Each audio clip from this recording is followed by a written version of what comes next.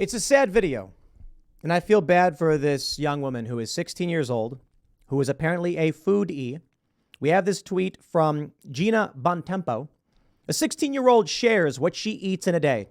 Are we supposed to just pretend like this is normal and fine, and these eating habits aren't putting a strain on our healthcare system and affecting the future of our country? Is it fat phobic to remind everyone that half of the U.S. is obese? Man. So here's what I had to eat on Friday. Well, Friday I had food poisoning, so I ate yogurt. I stole it from Kara. I'll have to buy you some more yogurt. Sorry.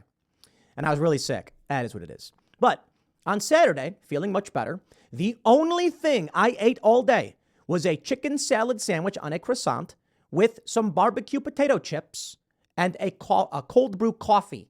And that was a lot for me. Bread and potato chips?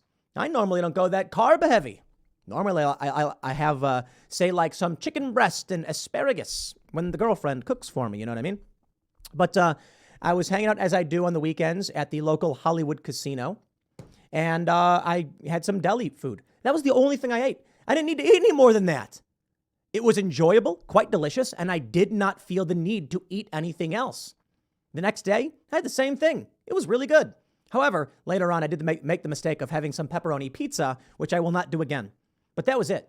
In one day, I had a sandwich for breakfast, on a croissant, with some chips and a coffee. And then later that day, I had a slice of pepperoni pizza.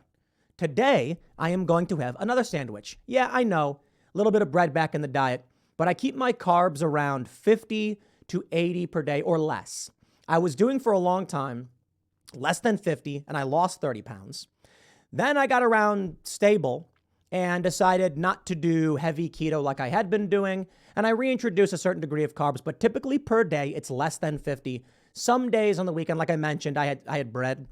It can be upwards of 80, but that's atypical. Actually, it's probably unfair to say, because I think I probably hit around 40 to 50. Actually, that's probably not even fair either. I don't want to say I'm doing keto, but for breakfast, I just have coffee with cream, heavy cream, that's it. And then typically I'll eat something like, I don't know, chicken wings or something. So I'm probably actually still not getting much carbs. But this past week, I've had some sandwiches. I enjoy sandwiches. Let me show you this video. And man, it's so sad to watch. Okay, and some of you probably gonna get grossed out. Really rich in cheddar. All right, let's start over. I got the bag. Today it's gonna be a little different. I'm gonna do what I eat in a day starting at 4 p.m. I got a pretzel and cheese. Okay, she got a pretzel and cheese from Sonic. I want to point something out. Have y'all ever seen the episode of Family Guy where Meg becomes an influencer by eating whatever she can pull out of the fridge, called Refrigerator Meg, and she gets so fat that she basically dies, and then Peter consumes some drug called Pancresta and turns into a ball of energy? Whatever about that last part. She looks like Meg from Family Guy eating all of this nasty food. Starting at 4 p.m. I got a pretzel and cheese. That's gross. Pretzel and cheese. Cheddar pepper I've never tried before. Cheddar pepper. She looks really happy eating all this really stuff. rich. All right, then she eats corn dog. I'm just gonna skip forward. Okay. Cocoa. Then she goes to a grocery I store. got frozen yogurt tart. Frozen yogurt strawberries, mango. I want to note again, this woman is morbidly obese. Okay, I got tortillas tacos. Oh no, sorry, velvet taco, and Panda Express. Panda Express. Okay, what is that right there? She got crab rangoon. Okay, it looks like there's 1, 2, 3, 4, 5, 6, 7. No. Is that 1, 2, 3, 4, 5, 6, 7, 8? 8 crab rangoon. Okay, this one's okay. I love crab rangoon. I will allow that one. No, but in all seriousness, she gets Panda Express and tacos. She then eats them drenched in sauces. She then gets what looks like the honey shrimp from Panda Express. Hey, there's broccoli in there at least, and chow mein. And then she eats that. Looks like she also got wontons and broccoli, and she just films herself eating, which is kind of gross. And an egg roll. So sides as well. Then tacos. Geez, and another taco. Is that a waffle taco? What is she eating? And, okay. This is destroying us. Sorry, man. It is. You call it fat phobic? I don't care what you call it. This woman is dying. She's 16 years old. And she's making What is the purpose of this content but to show the rest of the world that we don't deserve it? You know, I sometimes eat very fine foods, delicious steaks, but not that much. You know, even when I go to the nice restaurants, I'm like, what happened? I got food poisoning at Outback. All this food comes out and I'm like, I did not realize it was going to be so massive because I don't eat out that much. I actually eat out quite a bit, probably. But I don't know if I eat at these places where the food portions are massive bowls. But that brings me to the important point about this morbidly obese woman. I keep hearing these stories where people say, like, I am from this country, and when I came to the United States, I gained weight, and I don't know how. They talk about how, you know, it's carbs. Like I was saying, I cut out a lot of carbs. I think it's portion control. And I'll tell you what my thoughts on all of this are. So I've heard from a lot of people like, oh, don't eat too much rice. It's full of carbs, you'll get fat. Don't eat too much bread. It's full of carbs, you'll get fat.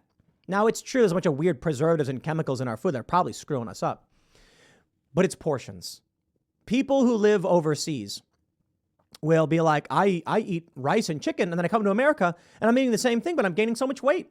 And I'm like, dude, I don't think you realize that when you are I went to Thailand, and I said, I want Thai food. And he was like, you want real Thai food? My buddy's like, I'll give you real Thai food. And it wasn't Pad Thai or Pad CU or whatever. It was a small little family restaurant, corner store, and it was steamed chicken and rice. That's it. No salt, no flavors. It was delicious. I didn't need anything else. I think they had like a little fish oil or something, like a weird little thing of like, I don't know what it was. And I was like, I don't need any what that is. And it was just on the table. But it was just steamed chicken, cut dark and white meat with some rice. And it was like a cup of rice, maybe a half cup. That's it. Have you ever gone to Panda Express? That is not eating the same thing. It is not normal. We take 3 or 4 cups of sugar sauce fried rice, blanket it in a bowl, and then we take 3 cups of sugar glazed, breaded, deep fried chicken, put all over the top. Now, okay, some people are probably saying like, but I eat the same as I did back home. Maybe they genuinely do mean like they're having just chicken and rice, but I don't think they understand. I think what's happening is, yes, there's garbage in our food. Yes, then plastics. It's probably screwing us up. What I think is people don't realize that they're like, where I come from, I would have breakfast, lunch, and dinner. But breakfast, lunch, and dinner was like a chicken wing, single, with a half cup of rice. And in America, breakfast is 4 chicken wings and 2 cups of rice. And lunch is 4 chicken wings and 2 cups of rice. I don't think people realize that portions are massive here. So I'll tell you my thoughts right now, having lost a bunch of weight. Because like throughout my life, I've gained and lost weight. It happens. And I try to be conscious of just eating healthier, not because I cared too much about being overweight. I cared about not being healthy. And after a while, I realized like I'm exercising, but I'm not taking vitamins. You know, Joe Rogan was like, bro, take vitamins. And I was like, good point. And so, you know, ultimately, I cut out all the sugars. Most of the sugars are gone. I don't really drink sodas. I have coconut water here because of the food poisoning. I want to make sure I get my electrolytes back up. And this one's got 13 grams of sugars in it. And I don't think it's added sugar, actually. I think it's just natural. It doesn't taste very sweet, but I don't mind a little bit of sugar. And so ultimately what I started reading more, and here's the conclusion that I came to. Keto will help you lose weight. And I think it primarily does this because it puts it makes your body work hard, converting fats into ketones, extra work for the body, and also portion control. When you're eating keto, you're satiated more faster because of more proteins and fats. I got to tell you, I eat like 1 bite of fat and I'm like, I can't eat anymore. Ooh, so much. Really, fat fills me up. Sugar doesn't. I had like 2 weeks ago, we've got Coca-Cola in there. It's real sugar Coca-Cola for the Mexico glass bottle stuff. And I thought to myself, I was like, let's try and have it. I mean, and see how I feel. It was awful. I was hungry nonstop the rest of the day. It was the weirdest feeling ever. Nothing I ate was making me feel better. I'm like, I don't want to eat. I'm not drinking that stuff ever again. Doesn't happen with this coconut water. So ultimately, the conclusion I came to is, I think real sugars are fine, if a little bit, because your body can rapidly utilize it for fuel. But I still think you need to be heavy on the protein because that's what your body needs to build itself. You take vitamins. So my strategy right now is don't overdo the sugars. Focus on protein. So I like to have meats or other protein bases, some cheeses and fats. And then I actually do try to have a certain amount of sugar. I don't try to cut all the sugar out completely because I actually do like the idea that there is energy in it if done properly, if not overloaded. This video of this woman, she's basically eating nothing but sugar the whole time. I went on some website and I looked up like, what should I do? What should I eat? And it said I should eat 400 carbs per day. And I'm like, what? For how much you weigh, how much you exercise, this is how much you should be eating. And I'm like, I go skate the half pipe regularly. Not so much in the past week. I kind of busted my leg. I think I might have broken it, but I can still walk. I think I might have like put a hairline fracture in it or something. Fell skating. It happens. And but not enough to warrant anything other than just not skating for a couple of weeks. But I can not eat for 2 days and still go skate and have an epic session. It's the weirdest thing. What are these people doing eating so much? That's the thing, man. One of the things that's breaking us down is not just the weird social fracturing, but this is a component of it. We got too much stuff. Maybe that's why they're saying you'll own nothing and you'll be happy. But this idea of a 15-minute city where you can have everything you need, people are just going to gorge themselves to death. What we need is a cultural transformation. We need people who want to come together with some kind of personal responsibility, some kind of moral traditions. And I'm not saying historical traditions. I'm saying moral tradition that we pass down. Something we say, this is what we agree is good, and then this is what we should follow. And that includes eating responsibly and not making money off being morbidly obese and having people watch you eat food. It's disgusting and crazy. And I feel like this young woman, like so many other people on TikTok, are being abused. But maybe it's natural selection.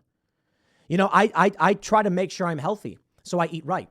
That means I'll live longer. That means my friends and my family and future kids will have better lives. But these people won't, and they will struggle. The end result will be their genetic line ends and mine continues. Granted, I don't have kids right now and I'm 37. So for most of you, many of you younger than me who have kids, you're more successful. I hope you just take that message to heart and make sure that moving forward, your kids are being given those proper moral and cultural traditions so that they can bestow upon their kids and their kids after them. And then maybe in 100 years, they'll look back and be like, you know, my mom, my dad, or my ancestors, smart people. They believed in things that mattered, and they made sure that we had a good life, and we were happy, and we were healthy, and that'll be a good thing. The way things are going now, man, this video is sad. This is child abuse. I don't understand how this is any different than starving a kid. If you had a 16-year-old kid, and they were anorexic, and they were like, well, my mom doesn't give me food, they'd be like, we're intervening and giving this kid food. But when they do the opposite and just jam food down your mouth and put it on the internet to capitalize off of, how is that not the same thing? What's the answer, I guess? The state to intervene? I don't know if that's the answer, man. All I know is the end result is going to be these people don't have kids, so it is what it is. I don't know. Let me know what you think. I know a lot of people who are overweight and say they don't care. So be it. I mean, I'm fairly libertarian. If you want to eat food, eat food. I just think personal responsibility needs to be a component of our culture. We don't need authoritarianism. We need personal responsibility. You don't need some jackboot military guy to crack a whip and be like, stop eating that food. We need a culture that says we will just slow down and not be so insane and abusive. And if we're talking about reaching the stars and colonizing planets, we want that culture. You ever notice there's no fat people on Star Trek? Now, some might say, well, it's because they didn't want to put fat people in, on TV. Scotty was kind of obese, to be fair. But for the most part, there's very few fat people in Starfleet. You can argue it's because it's effectively the U.S., it's the global military or it's naval tradition or whatever. But I think the point they're basically making is that the culture that survives, that transforms the galaxy, or at least their quadrant of it, it's really amazing. Brilliant show. I love Star Trek The Next Generation. And Brave New Worlds is pretty good as well. I don't mind it. The culture that survives, they care about responsibility. They care about taking care of themselves. They avoid the addictions. This woman, she ain't going that far. And that's sad. But it is what it is. I'll leave it there. Next segment is coming up at 1 p.m. Don't forget to check out the Culture War podcast at 1 p.m. at youtube.com/Timcast. Fridays at 1 p.m., we're doing a new show. It's a sit-down conversation interview. It's not focused on big breaking news like Timcast IRL is. And it gives us an opportunity to talk with guests we normally don't. and to produce a longer form conversational podcast, which Timcast IRL sort of is, but it has a news component to it. So it's more of a nightly news hybrid. This is our, conversation show. So check that out. And we'll have another segment for you coming up. This is recorded on Monday. And basically what I'm doing is, from this point forward, I'm recording extra segments Monday, Tuesday, Wednesday, and Thursday, so that on Friday, there will be 4 cultural segments that are not as news-oriented, as a way just to make sure I'm keeping up the content and not missing out on a day of the week, because the new Culture War podcast basically takes time to produce Friday morning. I don't get to record these. And I don't like not doing work. I like doing more work. So more work. Thanks for hanging out, everybody, and I'll see you all next time.